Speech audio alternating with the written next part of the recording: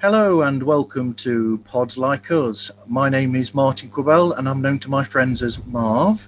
With me this time I've got Tom Hunyady and Andy Nicholes from the show Two Legs, a Paul McCartney Podcast. How are you guys? Excellent, thank you. How you doing? Good, Martin. Thanks for having us on tonight on a rainy night here in the East Coast of America. It's okay. And, how's Arizona? Bright, sunny, cloudless, and hot. What else is new? Yes. Get out the beer. Yes. Well, yes. Only if you're of age, of course. Of course. Okay, so when were you both introduced to the world of podcasting to start with, Tom? 2012. My cousin David, who I started Two Legs with, he texted me saying, "Hey, check out this podcast. It's called Things We Said Today," and checked it out. I believe it was episode 9 where they were talking about Magical Mystery Tour, and then I've been just and then onward, and after that it's just been one podcast after another, and but 2012 with Things We Said Today was my first exposure to podcast. Okay, Andy? Things We Said Today was also my first exposure. I think that seems to be the one that kind of caught fire the most with a lot of Beatle fans that are kind of always following stuff on the internet around. Maybe it was a little bit later than that. It might have been around 2013, 2014, 2012. I had just come back from the UK after my studies, so I was still learning everything. But Things We Said Today was my kind of first foray into listening to podcasts, getting into it, and then as the years kind of tricked by, there started more and more started popping up, and then I remember in 2016, 17, it was like the Take It Away podcast, which was pretty. And then there was another one called Fabcast, and then I saw this thing called Two Legs, and it was like I listened to a couple shows, and then history and fate has aligned, and here we are now in 2020. So how did Two Legs come about then, and how did you both come together, so to speak? Yeah, very good. Take it away, Thomas. Thank you. Two Legs came out of a little frustration. Okay, so we talked about. I was a huge solo Beatles guy at the time. Same with my cousin David, and we were just it was all solo Beatles for us at that point in time. Yes, we still love the Beatles; they're still our favorite group, but little burnt down on them. It came out of frustration a little bit, listening to, like I said, Things We Said Today. Then you got something about the Beatles, and then you got Fab Four Free for All. Then you got I've got a Beatles podcast, and then you got When It Was Fab. All great shows, all great. I love them. However, they're not just solo Beatles related. They're very Beatles heavy related. And probably around 2000, early 2016, I was talking with my cousin David. I said, there's nothing solo related out there. So wouldn't it be cool if we, started something like that? And he was just like, laughing it off like I was joking or whatnot. But, in reality, I was really serious about it. Yeah. And, come summertime, right around, I would say June, we actually started taking it seriously. We were messing around with Skype. He was getting everything that he needed because he's the tech guy. And we decided our first show was going to be on the Paul McCartney box set. So, listening to that and getting ready to review it and all that stuff. So, but however, so the first show premiered, I believe it was August 12th of 2016. And it was about Paul McCartney. And however, I feel like we rushed it a little bit. In the back of my mind, I'm going, we really got to get this out because we got to hurry up before there's another Paul McCartney podcast. Oops. And yeah. And then a couple months after we released we're releasing shows, and I discovered there's 3 other McCartney podcasts out there. Yeah. So that continued for, you guys 16, 17, 18. I mean, you guys were together. I mean, in those couple of years, I mean, I came on episode 69 or 70. You guys did about 70 some odd shows together and over the course of a 3-year period. Yeah, but we started off as a kind of a weekly, every other week show type thing, and then David was starting to get burnt out a little bit, so we ended up becoming seasons. So then we took the summer off, and then we came back, I think the following September, and then became like a 20 season show, and then David just started getting more and more burnt out on it, which I understand, because the editing part of it is a lot of work, and and I appreciate that the work that goes into it, and it's not always easy, but anytime that you have somebody that kind of gets burnt out on it, it's time to maybe think about change, unfortunately. And then he decided that he wanted to leave the show, which again is understandable. And then I was thinking maybe, okay, I'll start something like our friend Joe Wisby ended up doing a show on with authors about their books, because some of my favorite shows are with authors that come on Two Legs, and I thought maybe we'd do that, but then I just realized, it's just it's just a lot of work to do it by yourself, and it's really not that fun. I'd rather have that second person to shoot the shit with, if you will, and and in the back of my mind, a couple months previous, before I had asked Andy on the show, I had noticed that he did a show called Backwards Traveler, and listened to it, thought it was great. I can tell that he put a lot of time into it, and it was very professional, and I just noticed he did the one episode, so I didn't know if he was going to carry on. And then I just was like, you know what, screw it, I'm going to reach out to Andy and see if he'd be interested in joining me. And that was September of 2019. Might have been October, late. No, yeah, late, well, the first show that we did, we looked the other day, was October 1st, 2019. Right. You and me, so right. It had to be it had to be middle of September of 2019. Yeah, because we had a couple chats, and then right. Decided, yeah, let's go. For and it's funny the timing where I come into it, because it's been something that I've wanted to do, as Tom was mentioned. The podcasting and how he got his itch to it, and hearing the things we said today, and it's something that I always wanted to do as a passionate fan of all things Beatles, and I wanted to find an outlet like Tom did. We all at our core are Beatle fans, but there's so much music to discuss with the four ex-Beatles across 50 years. Okay, so only 10 for John and 20 some odd for George, but it's a lot of music, and there's so many podcasts about the Beatles, but I had always felt, like Tom felt, that there was not enough attention given to the solo Beatles, and that's why he started Two Legs, and out of that, Talk More Talk formed. There's another outlet for solo Beatles, and those outlets I think have been a welcome addition to that community, and I kind of always wanted to kind of get into podcasting, and I was at a point in my life, personally and professionally, where I could devote the time to doing it. I said, well, I've had all these ideas, I've traveled the world, I've lived in England for 2 years, came back, started teaching, doing things, and I said, okay, now I'm going to start to do this. And people have always been saying, you should do a podcast, And I finally said, okay, I'm going to do one. And I did one, and it was my intention to keep doing it. And then, I had done one, and then no sooner I had done one, Tom reaches out to me and says, hey, man, I saw your episode, it was pretty good. I'd done Two Legs, and I'm looking for a partner. What do you think? And he thought like I was going to keep doing it, and I still may at some point, but, he and I have just made a great team over the last year. And I think the things that we've done, I'm thrilled to be a part of it. And I think it's a case where like the two of us make up a better sum than anything individually. And I think that's what you're seeing. So I'm very happy to kind of just be a partner of Two Legs and helping produce and promote what Two Legs is. I mean, at some point, might I go back to something solo?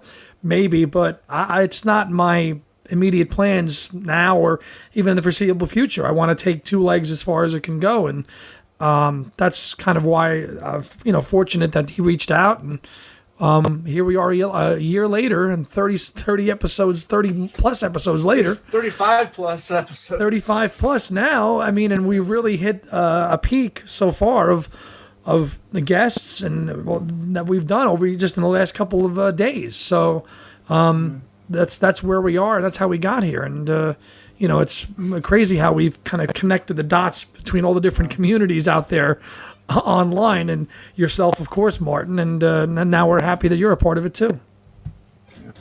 Yeah, I guess I should add one. I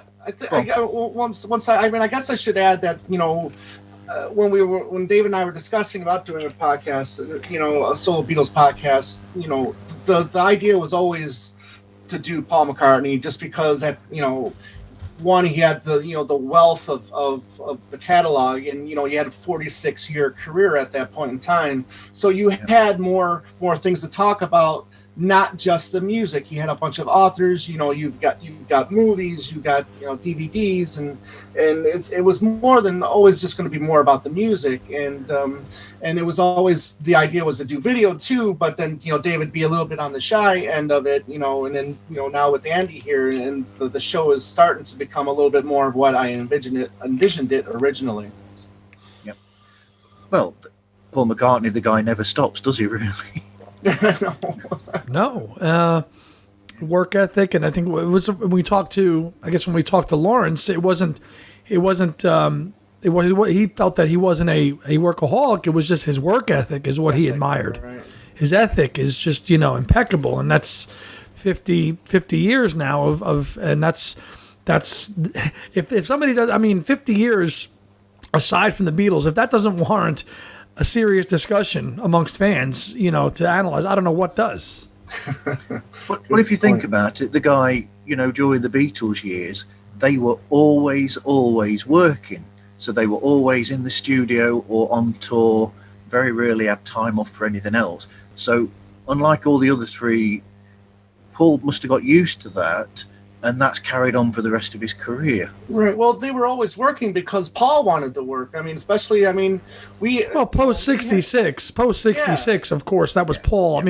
I've always been my personal opinion is that John was the leader from the beginning to about 66, and then from 66 on, it's Paul's. That's been my opinion. Yeah. Even before 66, I thought that Paul was the deputy, so to speak. Mm. Oh, even before, you think? Okay. Yes. Yeah. Up until then. Sure. Yeah, I thought that he was the next one after. So John was the leader, and then Paul was the one that backed John up. If you see what I mean? Yeah, I think just my. Yeah. No, I agree. I was trying to keep quiet about the Lawrence Tuber, but now we can mention it. Can we? Yeah. Yeah, kids. I announced it last night during our latest episode of Talk More Talk, my other show. And it's just exciting, we can talk about the guests and all that stuff, whenever you're ready to. But yeah, that's been one of the more exciting parts about doing this show is, reaching out to somebody and getting that response is just been a high, it really has. Whether it's an author, it doesn't matter. It could be author, musician, for a fan. Producer. Yeah, a fan, I just I'm amazed that I'll be in the middle of my work day and I'll get a text from Tom saying, "Guess who I just got?" And I'm like, "Who now?" But it is amazing, I guess, that in 2020, all you have to do, and this has been, you reach out to somebody, you find their information, and you tell them, "Hey, this is who we are. We'd like to have you," and more times than not, people have said, sure, why not? So, and I think especially since COVID hit, people have been trapped in their homes, right, for 6 months. Any attempt to connect with anybody. Oh, okay. Here's these two Yanks. Here's these two Yanks that are hitting me up. Let me. I'll go on their show for an hour and talk to them. What else do they have to lose? So how do you choose those guests then that you talk to? And then how do you you've already explained how you arrange them. How do you choose them? It's, it's nothing that's pre-planned, really. It's just more of a spur of the moment on a lot of things.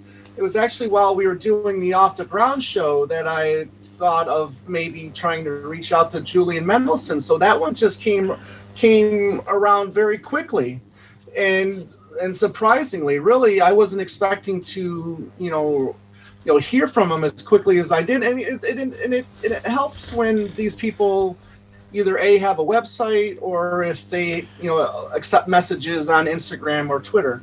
So, and then, with the, go ahead. No, go ahead. And then, and I'll just say it right now too, is, with the big Let It Be stuff coming up and the fact that this person, directed a couple McCartney videos, I reached out to director Michael Lindsay Hogg a couple days ago. Okay. And on my way home from work today, he responded and he said, he'd like to do the show, but he wants to do it closer to when the Peter Jackson film came out. And I said, absolutely, whenever you're ready, we'll have you on. So it's, that's when it gets exciting. That's when the show's exciting. I mean, that makes it doing all the research that you have to do, to help make the show better. Really. So it's Was that on Twitter, Tom, or Instagram, or you just emailed them? Facebook. It's Facebook, actually. Jeez, wow. Yeah. So it's amazing. But like you said, Andy, they're all there, aren't they, online? Yeah, they're there. Well, they're there. I mean, and unless you're going through a press agent or whatever, I mean, more times than not, somebody's going to get it. I mean, I can say also that at some point Tom reached out to Lindsay Pagano, who worked with Paul on a cover of So Bad at the beginning of the 2000s. And she expressed interest in coming on with us, too. We haven't lined it up yet, but, Right. And that was just, I think, on Twitter. So, Exactly. So to get back to the, the how and the whys, I mean, there really isn't no how. I mean, it's really just, if I get the nerve, when I get the nerve to reach out to these people, depending on how big they are, What do you mean? What do you mean when? What do you mean when? You always have the nerve. Well, I mean, like I said, authors and friends like that. I mean, that's different. But when you're actually talking like members of Wings and it's different. I mean, you're typing these people and you're almost going to have. It feels like you're going to have a panic attack because you're now you got to anticipate a response, and if you don't get that response, But then we've also heard from there's also been like people we've reached out to and we've heard like nothing from, like that guy who wrote the one McCartney book. I think he was a fellow based in the. It was a book that was published. Mark Bowen. The book was published in the early 2010s. Tom reached out to him, like no contact info. Wrote a nice McCartney book on the solo careers, which somebody who studied historiography of McCartney books. It's been a kind of a favorite subject of mine to talk about the lack of McCartney-centric texts. And there's a book that Tom found, was like, hey, let's get this guy on the show. Tom tried to reach him, and it was like nothing. Yeah, because most of the books that you find about Paul, it's like 3/4 the Beatles, and then it's like the other 50 years. Right. Bingo. Yeah. Yeah, I mean, we pointed that out a few times on the show, and it is a little frustrating, and that's why really excited about the work that Alan Kozak and Adrian Sinclair are doing for this new McCartney Legacy series that starts next year, which is all solo, which is something that us McCartney fans have been begging for. Isn't it amazing that the first volume of their book is only going to be from 67 to 73? No, actually, it's going to start 69 to 73. So they're not going to start with the Family Way. They're starting 69. I think they decided. Okay. Yeah, I think they decided to go 69. But you look at this something like Chip did for Lennonology, and you're like, why can't we get this from McCartney? Yeah, and we had Chip on too. We had Chip and Mark Easter, the guys that did 8 Arms to Hold You. That was a great. That was another big show for us to get. Mm-hmm. I mean, those guys wrote that book 20 years ago. And even though it's been 20 years, it's still a gold standard. I mean, Tom and I keep it by our bedside practically to cite when we have shows on. So get even again aside from the musicians, just getting authors like that have and even like we had a few weeks ago, we had Chris Salovic, who interviewed McCartney in '86. So for the Q interview, things like that, and getting to interact with people, and let's face it, they probably aren't giving interviews every day. So, again, they get a request from us, and they say, sure, why not? And then when you talk to them, their memories are absolutely razor sharp. Their knowledge is just not all the there. time. Not all the time. Most of the time. Yeah, you'd be surprised. I mean, Chris, did have a pretty good memory. Trying to think back to who else we talked to that. Just recently. Laura. Ian Peel, who wrote the Unknown. The Unknown McCartney. Yeah. He, had some bit of a memory, but, it wasn't all there. So, it's understandable when you write a book 20 years ago. His book came out 20 years ago. Chris Salavic interviewed McCartney in 1986. It's 35 years ago. Even just with Julian worked with Paul 30 years ago. Off the Ground is 30 years old. I still can't wrap my head around that. Wow. Yes. Right. 30 years. No, almost 30 years, but still, yeah.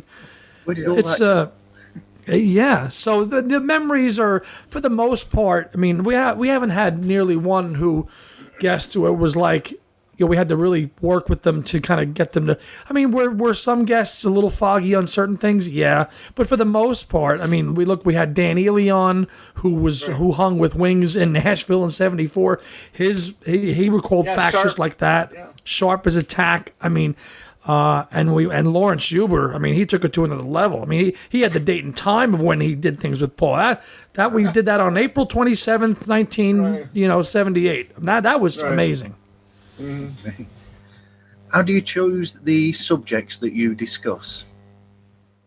Again, it's It's a collaborative thing. Yeah, it is. We'll toss around some ideas, but again, it's again just something pops into you. I'll look around in my room and I'll see a book. And I'm like, oh, let's try to get this author. I'll see an album. Okay, we haven't talked about this album yet. Very, very, very out of thin air. Yeah, right. It's out of thin air, really. I used to when we first started when David and I first start. What I would do is I would lay out a season plan. Once we found out that it became a seasonal thing, so for season 2, I wrote down 30 ideas that I wanted to do, and we picked, which ones we wanted to do, and then same thing for season 3. I wrote down like 20 ideas, and saw what David was most excited about, and we went from there. Now, with Andy, it's I feel like it's become that even more, in a sense that I can, bring out an idea and he's like, yeah, he's excited for it, and he can bring me an idea. I'm like, yeah, I'll be excited for it. So it's back and forth for sure. But there's like no preconceived, okay, I'm going to wake up in the morning and I'm going to say, okay, we're going to do a show on Ubu Jubu, which we do want to do. But it's just not, it just doesn't come up like, No, and one of the things that we wanted to try to do is not so be very, very formula driven, where, okay, we do a McCartney podcast, but we just talk about the albums. There's other podcasts that have done that, right? We try to tackle different things. We bring the authors on. Maybe if Paul did a certain show at a certain venue that we know people were at or have a unique story to tell, we'll bring that on. Because listen, if we only did the albums, we would do 35, 40 shows. We'd be done already. We'd be done. So you have to kind of think. Yeah. Right. I know those guys. They did an awesome job. I listened to almost every one of those episodes.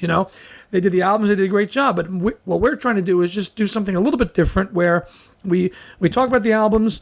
If we can talk to people that worked with Paul, great. Associated with any context really to give the show a well-rounded feel is what we're trying to put out with Two Legs. It's always about the music. Don't get me wrong. That's why we're all here. That's why Martin's here, Tom's here, and it's always about the music. But what's amazing is that all the different people that go into the making of a album.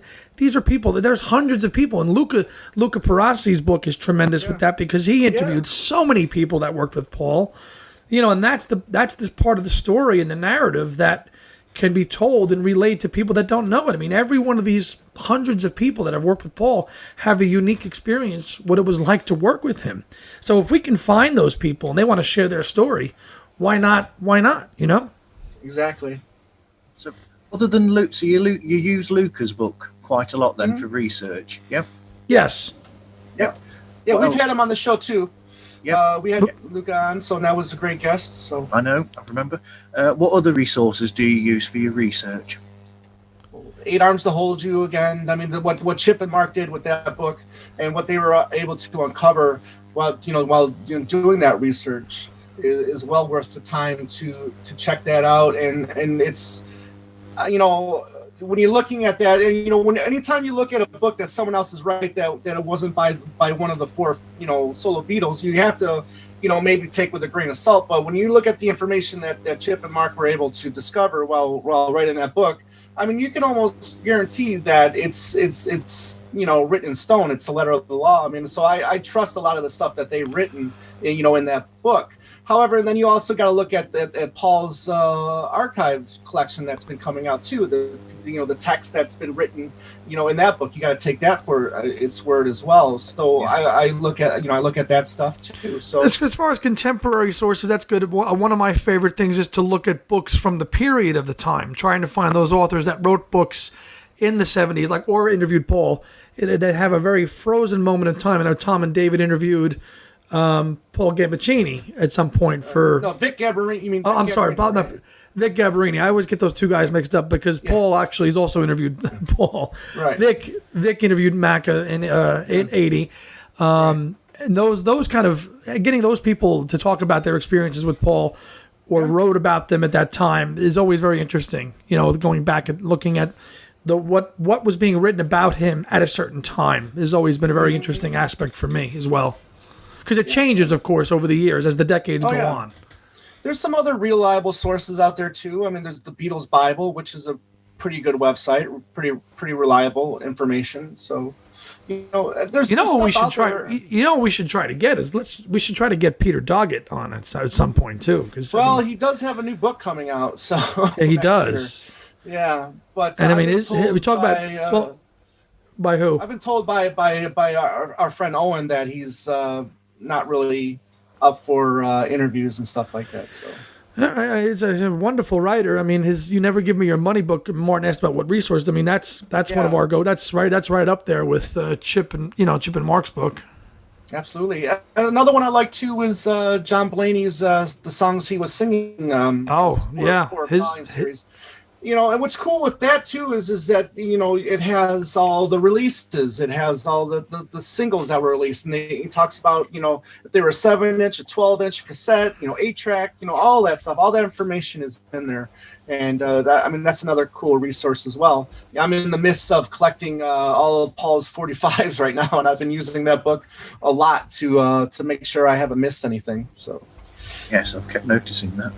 How do you go about the editing and the recording of the shows? So as we're on here on Zoom, and again, the post-COVID world, Zoom has become, so hugely popular. I know Tom said when he started the show, Skype was the main way to do it, right. And it was mostly audio then, but the quality of video on Zoom is really nice. So I record on Zoom. And then when Zoom finishes, it exports as a video file, which I then take and I load into. And I'm an Apple person, so I edit with a program called Final Cut Pro, and that the video that we do from whatever show we're doing, that's the basis for the show. So I'll edit it, the video first, and get it all ready. Overlay the graphics. The music that Dylan CV did for our show, come up with the graphics, the name of the episode. We'll talk to Tom and kick it around. Hey, what do you want to call this one? Slap that on the front of it in the editing and in post-production.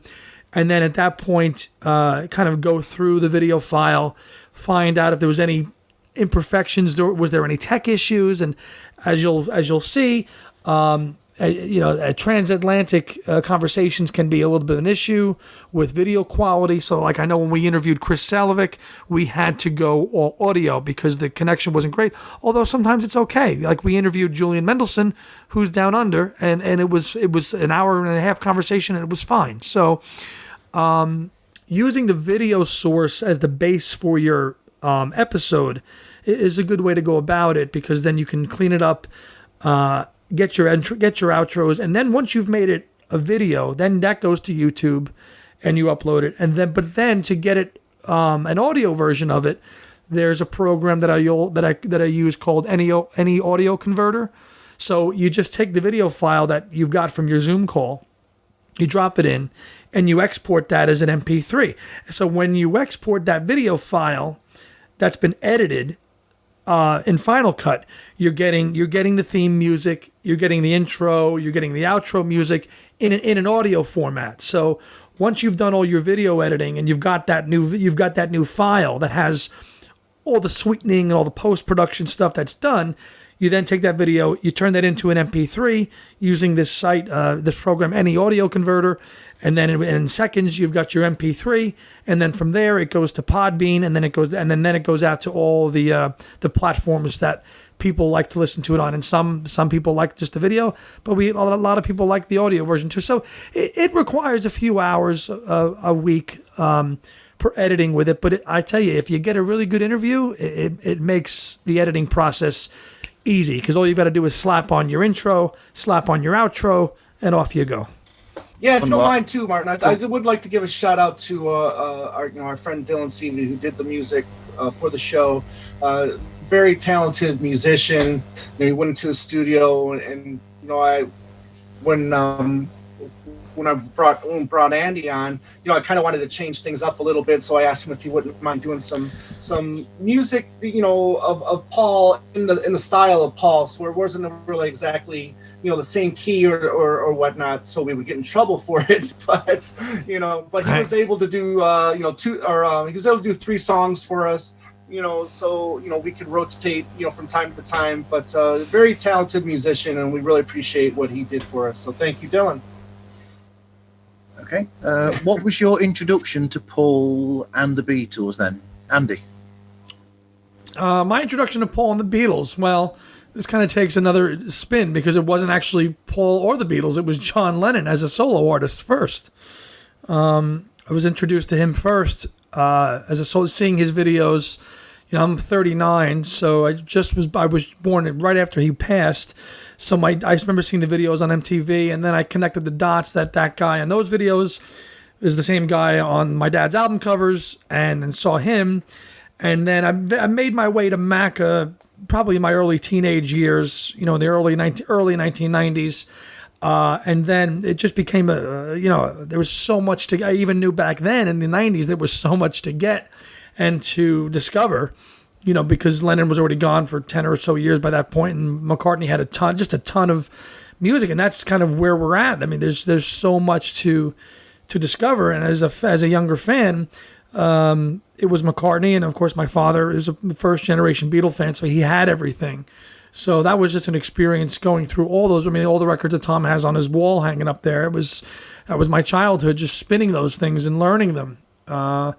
And being at a time that was not super popular either in the 1990s as a kid to be listening to 20-year-old at that point Wings music. So that was my introduction. But I grew up around what my family listened to, so and that's what I gravitated to. So, and I enjoyed it, and I haven't strayed from that this day.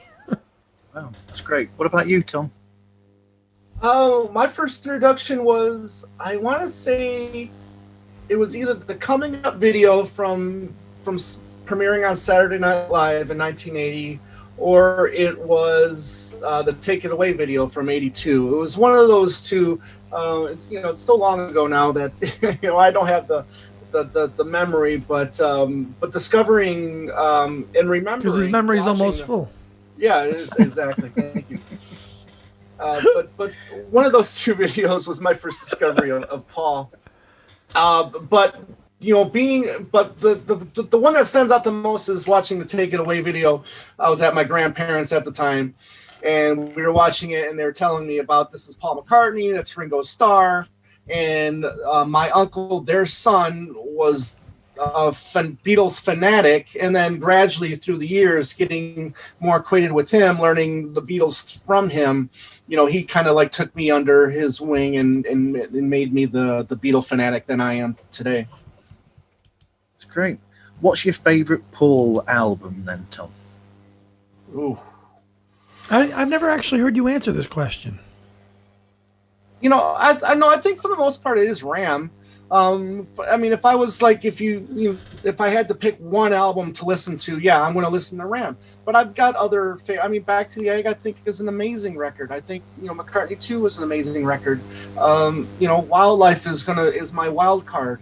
Album. So I mean, there's stuff out there that I like, and obviously, I love Egypt Station too, and I love New, and so I mean, but if I'm going to a desert island, Tom, you got to take one album. I'm going to take Ram. Would that be the album that you suggest to people to listen to as their first Paul McCartney experience? No, I would tell people to start at the beginning and with the McCartney record, and then go from there. Really. I'm the kind of guy that likes to go in chronological order. You would go chronological, huh? Yeah, exactly. Interesting. So, I would tell people to go more commercial first and then work their way in, but both work. Both right. Approaches work. Mm-hmm. So Andy, what would be your favourite Paul album, and what would be the album that you'd suggest people would start with?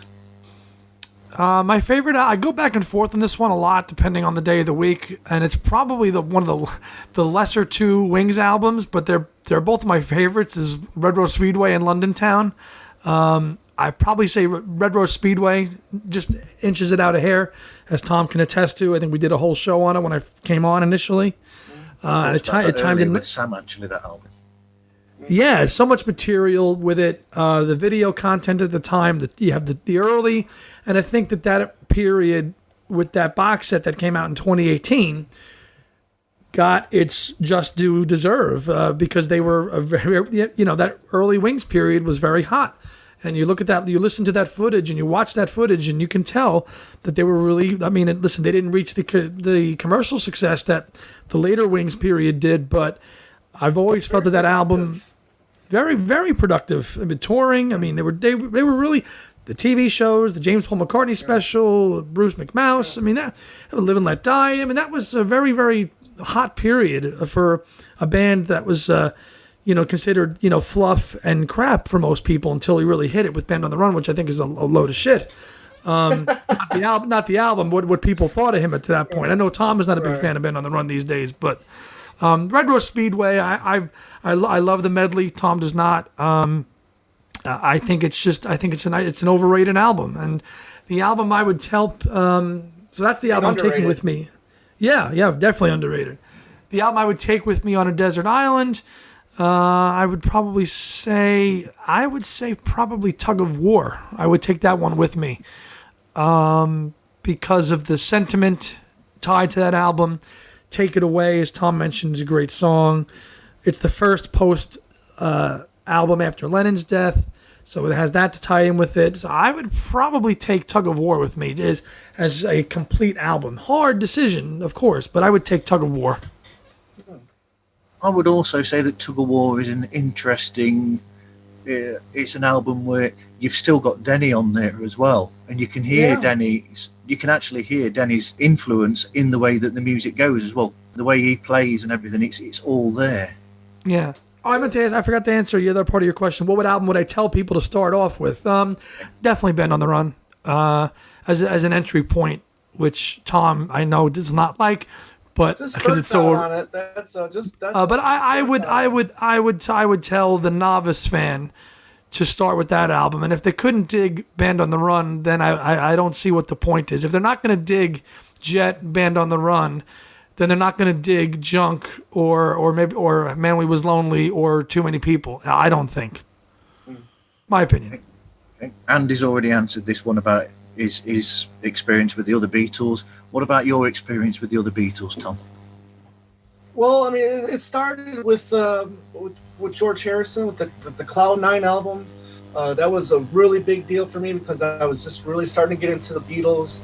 And then, George brings out this album that not only is he putting out an album, but he put out a great album. And it was just chock full of wonderful guest artists that appeared on that album. And, his playing was excellent. And then after that, then we get the Traveling Wilburys and we get the Best of Dark Horse. So, I mean, that was a really big time for me for George Harrison. And then, discovering his past. his back catalog, All Things Must Pass, and then my aunt gave me her copy of whatever it was it Somewhere in England, and with all those years ago on it. And so, I mean, I was discovering a lot of George Harrison first, and then I moved into the John Lennon territory, and then that just took it to a whole nother level. I was, first and foremost, a big John guy to begin with. I had, just about everything that, there was to get with John, album-wise and cassette-wise, and I was listening to John Lennon's solo stuff nonstop, probably up until, I would say, the late 90s, where then, discovering more of Paul, that's when I actually made the switch over to being cool. More Paul so you listened to him for that long, that intently. Yeah, Lennon stuff. And I was, and I had all the Paul, I had most of the Paul stuff, but I just wasn't giving it the time of day. And then what happened was my uncle and I, we started doing those, what if the Beatles never broke up, and BS, and we were making a 70s album, 71's album, 72 album, sure, if to act like they never broke up or whatnot. And then I was like really listening to the Paul stuff for the first time, and just being amazed, by lyrically and melody wise, just being blown away by his stuff. I can understand, Tom, why you kind of got deep into the Lennon period there for a while, because you've mentioned how you saw the '88 film about it, the documentary, that's right. The book. I got to remember the late '80s and into the '90s was a very kind of almost Renaissance period there for Lennon's career. I mean, obviously with the Live in New York City stuff comes out, and a lot of posthumous stuff starts coming out. So, in 1990, you've got that Lennon 4-CD box set, which was the first box set of his own material, and a box set, which was big. And then, the anthology stuff. So Paul, really, in terms of being, like, I could see how you were listening to Lennon a lot, because Paul's activity, he was releasing albums, but it wasn't very so slim, right? It was very slim there in the 90s, a little bit there and there. But you didn't get so. Then you had, and then Sam. No, you didn't get that. So, and then in the middle of the 90s, you got sandwiched in there with the Beatles anthology. Right. And then on the other side of that, you've got the end of the decade with Lennon's own 4-CD anthology. So it was a very fruitful period for Lennon's material, music, and I was involved with it too. But I could see how you spent a lot of time doing that until the 2000s, then diving into Paul. I could see how that would happen. Oh, that Imagine John Lennon movie was a big deal for me. I remember going to the theater to see it. I remember, getting the book for Christmas, and just being totally engaged in, engaged. Yeah, I mean, I think my grandma bought me that on VHS. I mean, that was like every Beatle fan, Martin, I'm sure you've seen it or have it. It's precursor to the anthologies in a way. I mean, the way it's structured, when you have Lennon's voice, and he narrates the whole thing, which was fantastic. Right. Exactly, yeah. And then you see the interviews with Yoko and Sean in there, and it's almost kind of like how with the anthology too, when you see them, talking about their the Beatles' career as well. So yeah, I was definitely very engaged with that whole book, CD, movie, so but to the point, like I said, I think we've mentioned, it's like there's only so much that we can talk about Lennon in terms of what's been out there, right? And they're just, because they're just, now listen, there's some great John Lennon podcasts, and Tom's been on a bunch of them, but there's, and I know he feels this way, and I do too, is that McCartney should be discussed as much, because there's been so much more to do, and that's just the fact of that he's been around, and there's so much more that he's done that deserves discussion. That leads to this one then. So, what do you think is the biggest misconception about Paul? I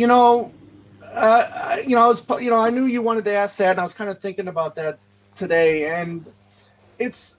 I get irritated when I see people, whenever he goes down on tour, and people see the price tickets, the price of the tickets, and you see everybody bitch on Facebook or social media. Oh, Paul doesn't need the money, but yet he can charge these high prices for the tickets. It's not Paul. Paul does not dictate what the price of these tickets go for. That's Live Nation. Yes, he'll get a fee. He'll get his fee up front. But that fee that he gets just doesn't go to him. Now he's got to pay for the band, he's got to pay his band, he's got to pay the production team, he's got to pay the drivers, so all that money that he gets just doesn't go to him. And plus, like I said, it's just not him. It's not him that dictates how much the cost of the tickets go for. I mean, those, like I said, the Live Nation, and then the scalpers will determine, how much these prices go for. I didn't think the prices were that expensive, really, in comparison, because I know when I saw him at Birmingham, that the price for his ticket, I looked at it and I thought, yeah, in comparison to other acts that have got that sort of career, I mean, even somebody like Madonna was at that point charging 2-3 times the amount that he charged, that would be charged for tickets to see him. So. Right. Yeah, well, I think here in the States, you're seeing even more of a price gouge, and like I said, it's not just because of him. I mean, it's because of greed for one, but also people are in business to make money. So. What do you think, Andy? What do you think is the thing that people get wrong about Paul, or they perceive wrongly about Paul? I think, and I worry about this as time marches on, and these stars eventually pass away, is that history, depending on who you read, is going to paint John as this kind of, one way, as this kind of acerbic, hard-nosed guy, and Paul just wrote all the fluff, and it couldn't be further from the truth. And you worry about these books that are, or the masses and how they read these things, and certainly from what we know is that Paul was at the cutting edge of everything, going back to the early 60s and doing things like that. And one of the reasons why he wrote Many Years From Now, because he was worried about, his own legacy in terms of how he was going to be perceived.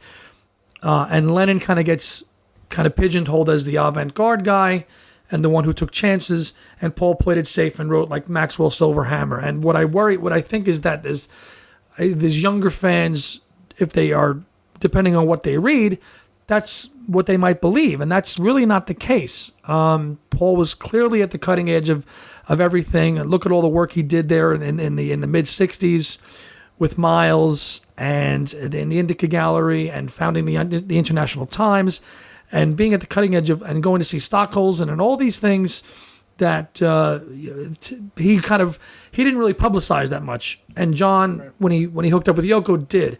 And then of course later on in his solo career, people just kind of writing him off as that Wings stuff. I mean, I know plenty of people that I've encountered in my life that they're like, "You're a Wings fan? That's nothing but just soft rock music." And you know what? Maybe it is, but I just think people are just a little too quick. They don't listen. They read what the headlines say. And we all know, and I said this on Talk More Talk as a comment last night, Rolling Stone was completely unfair to McCartney in the early 70s. It was totally slanted towards John Lennon. Jan Wenner has been an unabashed John Lennon supporter, and good for him. His interview was great, but McCartney never got a fair shake, and I think his reputation, based on what the publications have said, is why people view him the way they do. And in my opinion, unfairly, unquestioned. And so I'm a very staunch defender of that, because I think it's been largely misunderstood because of that. So, what episodes from your own show stand out to you? Like favorite episodes or favorite moments? Wow. First of all, I really appreciate everybody that has come on the show. Obviously, they didn't have to, and they came on, and a lot of them were great. I mean, ones that stand out to me, right off the top of my head, Jeff Cummins, who was the was an illustrator, a graphic designer. He did the inner sleeve, the inner gatefold sleeve of Wings Over America. He did the Thrillington front and back cover. He did the Say 45. He did the Temporary Secretary 12-inch. And this one, 45. So yeah, I mean, and he had a lot of great stories. So that was a lot of fun to talk to. Richard Buskin, who was, formerly of Something About the Beatles. If you listen to that show, he is not he's very hard on Paul as a solo artist. So we had him on, for a different perspective, and he was very respectful of our opinions, and we were respectful of his. So that was a lot of fun talking to him. And then obviously these two shows that we got coming up with Julian Mendelsohn and Lawrence Juber, just really, were a lot of fun. And I know I don't want to keep anybody out, like the O'Tooles and the Michaels and the Triguardos and all of them. They're all great people. However, the ones that were actually with McCartney, or at a time, the ones that actually worked with McCartney, those are the ones that Paul Denor, who wrote that wonderful Conversations with McCartney book. Mm-hmm. He spent a lot of time with McCartney. The Chris Seleviches, the Vic Garbarinis, even though that was a hell of a. I'm gonna rescue. I'm gonna rescue that one. I'm gonna send me the files. Okay. I'll rescue it. Okay. I'm thinking of helping out with that one, if you want. There you go, Martin. Listen, but even him, just hearing the story of him talking with interviewing McCartney for Musician magazine. Those are the episodes that really stood out for me. And then there's times too where earlier on with Dave, we do a show and like, oh, this is we put a lot of work into it, and then this is going to be a great show. We did one called the Note You Never Wrote, which was all about songs that McCartney gave to other artists. We did our homework, we did all this work on it, and then and then people, when people don't, react to it as like you think it will, I mean, that's kind of a little disappointing. But you gotta take the punches as they come as well. It's just not all successes. But it's not all pizza and fairy tales, right? Yeah, exactly. But yeah, I mean, those are the ones that like really stand out. Are the ones that are the people that were actually spent time with McCartney. So I'm going to come back to one of those points you've just hit on, because it's just touched a thing with me.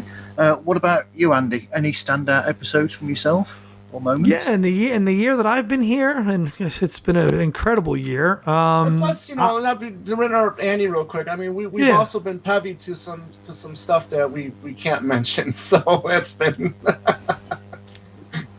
so that's been fun too. So.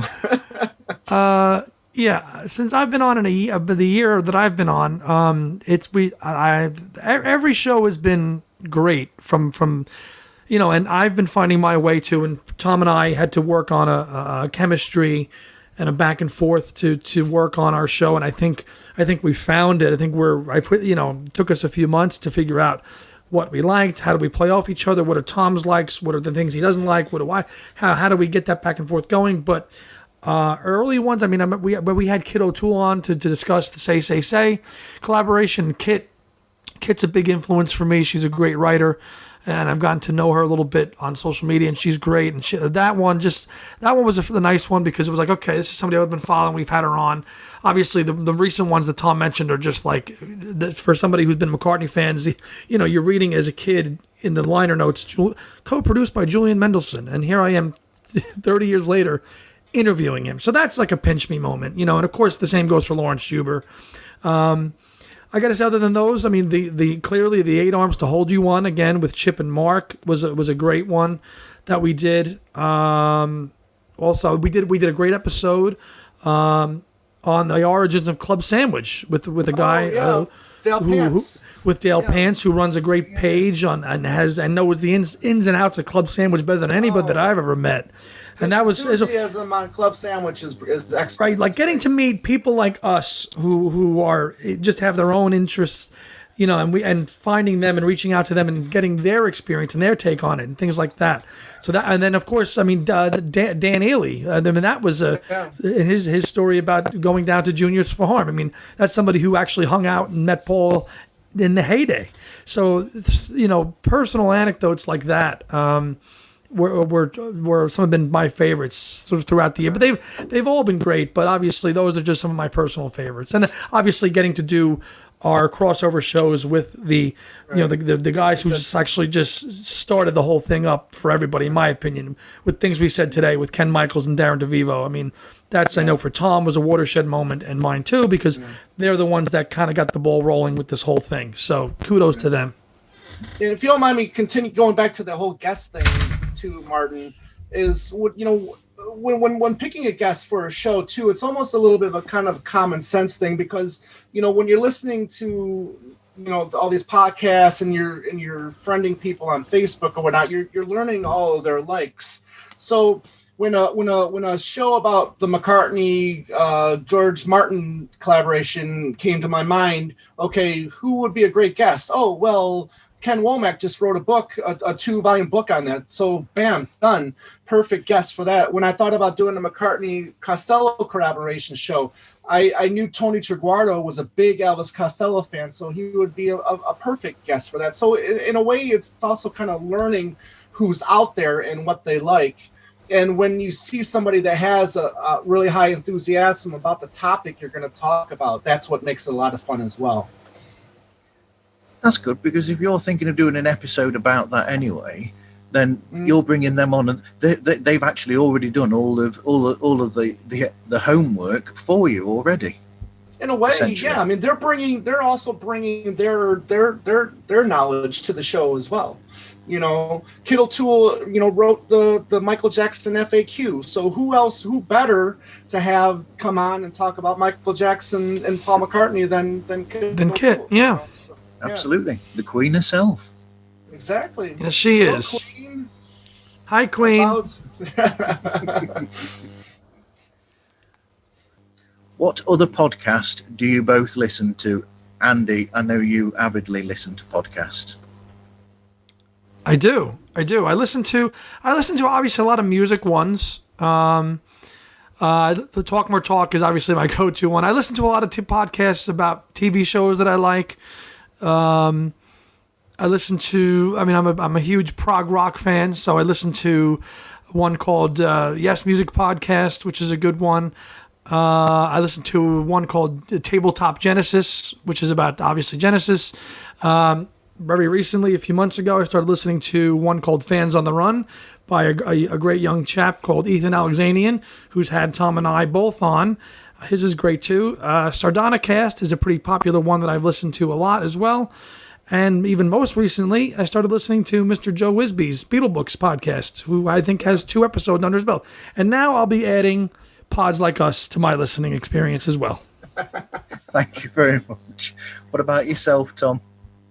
Well, my podcasting listening experience has dwindled a lot over the last couple of years, unfortunately, just because adding that the Talk More Talk show to my schedule has made my free time even more short. And as you can see behind me, I'm also an avid movie fan, so I also like to watch movies when I get a chance as well. But podcast wise, I am a huge Kiss fan. Kiss is probably my second favorite band of all time, and there's almost as many Kiss podcasts out there as there are Beatles podcasts, which I don't think a lot of people realize. I don't know. Wow, is that really true? Kiss wow. is no other bands will you see besides Beatles and Kiss, like, nonstop conventions, podcasts are crazy, So Kiss is very well known, has a very big following as well. So there's 2 that I listen to every week when they release their episodes, and that one's called 3 Sides of the Coin, and the other one is the Kiss FAQ that I listen to as well. So those are still the 2 that I listen to, and obviously now with Joe's Beetlebooks, I try to listen to that, and I try to listen to Ethan's show as much as I can. There's just so much. I mean, it's and then Martin. You're like the podcast guru. I've never seen anybody who listens to more podcasts than you. Absolutely not. Do you really want us to tell you what we listen to? Because the last thing I thought you needed was more podcasts to listen to. You have broke the podcast for others to listen to. It's Martin, I think you're always in the car a lot for work. So it lends itself to you. That's a lot of time to listen to be in. That's your livelihood. I understand that, but there's just so much time in a day to try to get them all in. I think I kind of listen like a lot of people. I'll listen for 20 minutes at a time, come back to it, try to finish it up, maybe on a Saturday morning, knock them out. I try to listen at least once a week to somebody else. Obviously, I'm a little more in tune with what the people in my community are doing. So obviously, I follow. I mean, I follow Talk More Talk very closely. I follow things we said today very closely. So anybody within my kind of network, I'm going to follow close and support other people's too, as well as like yourself and Joe Wisby, because we're all in it together, you know. Yeah. Oh, yes. Yeah. It must have taken you a long time to listen to that recent episode of Talk More Talk, then, Andy. It certainly did. That took me the entire shift. Oh yeah, I try if I can to watch it live when the chaps go on live on a Monday night at 9 o'clock in America, in my time zone, because that's usually I can kind of watch most of it then and chime in with the rest of the Beatle lunatics with our comments on that page. Have you got any advice for anybody starting up their own podcast for the first ever time? Yeah, be passionate, be knowledgeable, and be patient. You know, it takes and I would say be consistent. If there's one thing that it's been the thing that I kind of want to drive home with Tom, and I think is to be consistent. And Tom is like on the money with figuring out when. I mean, he's got that calendar in his room. He'll always point it out to me, but scheduling and planning and what you want to do and finding the time to do that. Like, we all have our lives that we have to live, and making the time for it is right. Super important, and to live a life and do what we do. So blocking out that time, but then being consistent and figuring out, okay, for the next 4 weeks, the next 4 Saturdays, we're going to plot this out, and then sticking to, and once you have that continuity and that routine, I think that helps build up an audience, because then they know, hey, every Saturday those Two Legs guys are dropping another episode, and that I think helps grow. So I think if you can, people just starting out can figure out what they want to do. Be passionate. Again, be passionate, be patient, and just plan well. That's a good way to get started. Okay. Yeah, and and I've learned, working with Dave and working with Andy, that you also have to have some kind of you have to have patience, but you have to be considerate, with your co-host. You have to have compromise. You have to make sure you have good communication, and making sure that hey, don't forget this. We're gonna do this on this and such date. But the one thing that I also think that is very important is that you don't let it consume you. You don't let it take over your life, which is very, very easy to do. Especially when you start getting fans, and you start getting people, returning or sending you emails or messages. Hey, so then the next thing you're spending even more time with the show, because, you want to be a great guy. You want to be a nice guy, respond to those messages and let people know that you appreciate them listening to you. But then the next thing you got the wife looking at you, saying, hey, we put down the phone, you come on out and spend some time with me. So it's very easy to get consumed with it all. So every once in a while, you have to shut the computer off. You have to walk away from it, or it will control your life. And and there's times where this does control my life. And another thing is when we were getting ready to start the show, I called Ken Nicholes up, looking for a little bit of advice, and he told me, so look, if you get started, it's never going to stop. And honestly, this hasn't stopped for me. It's just been. But it hasn't stopped. But you don't want it to stop. You want to do this. I do. Well, yeah, exactly. I want to do this. But what I think what he was trying to say was like, just be ready, because if you're going to get involved, you need to go all in. You need to go all in. And just like you said, you gotta be patient. You gotta be knowledgeable. You have to do your homework. You have to be prepared. So all of that stuff, I think he was just trying to tell me, look, so if you're gonna do it, do it and give it 100%. Great. Thank you very much. Yeah. How can anybody get hold of the both of you, Tom? Great, thank you. So, myself, Tom Hunyady, I'm on Facebook.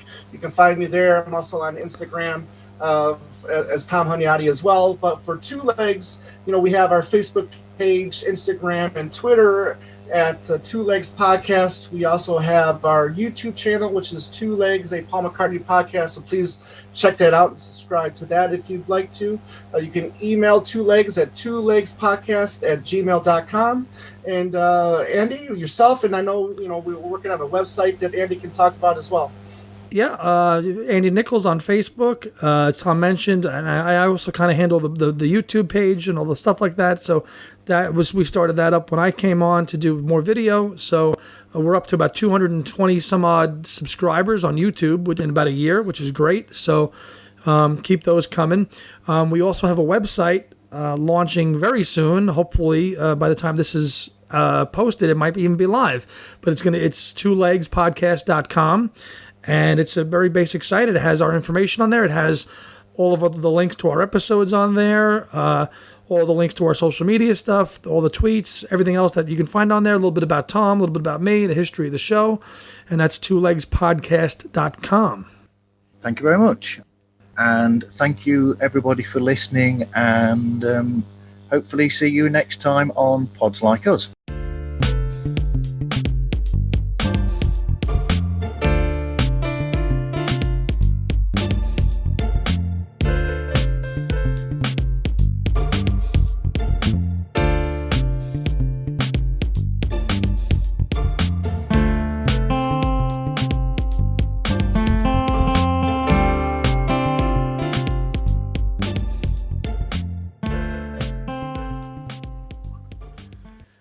Well done, Tom. Take it away. Nice pun. It's like earlier, I had to stop myself from saying to Sam, how did you get your show off the ground? And I thought, I can't use that one. No, you can't in front of Tom either. Well, he's got a lot of off-the-ground exposure for Two Legs these last few weeks. To me, I was telling Martin earlier, I said, listen, man, even though it's not my favorite album, that doesn't mean I ignore it, There's of course you don't ignore it. There's a lot of good things you like on it. Yeah, and there's a lot of people out there that support it. So there's no reason to not do a show on it just because it's not, No, it was worthy. Albums. So. So. Like I said, there's always something on his albums that you'll always like, no matter what your opinion of the whole album. Exactly. So whenever you're ready, my friend. Thank you very much. We're episode number 1, huh? For Pods Like Us? No. Or no?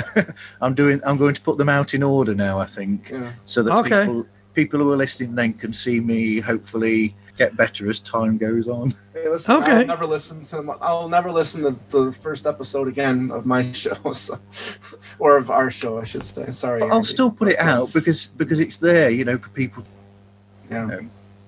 Yeah, but it's there, and people can find it whenever they want, and it's where you were at that time. Just everybody's got to start somewhere. That's true, and hopefully you get better the more that you do it. Exactly. I think with practice and interviewing and talking to people, it's something I think we've all gotten better at.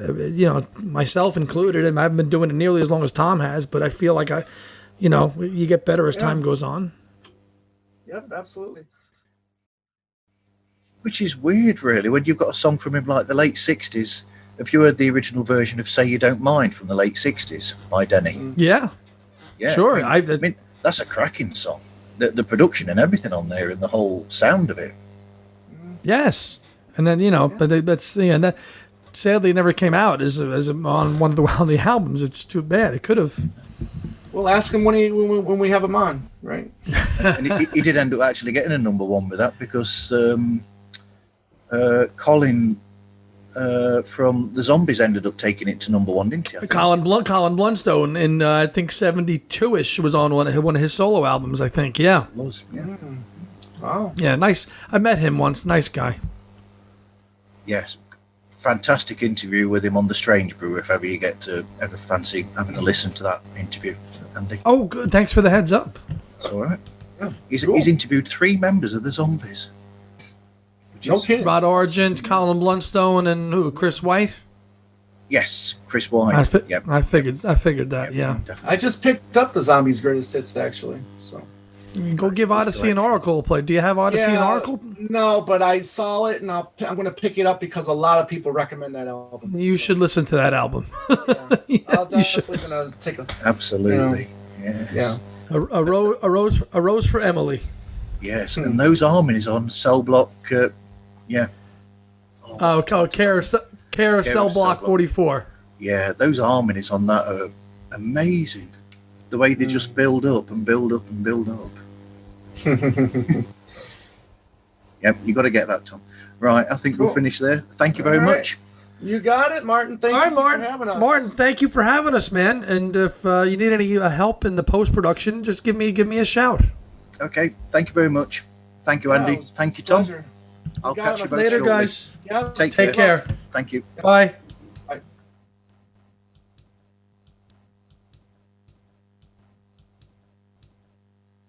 What other podcasts? What?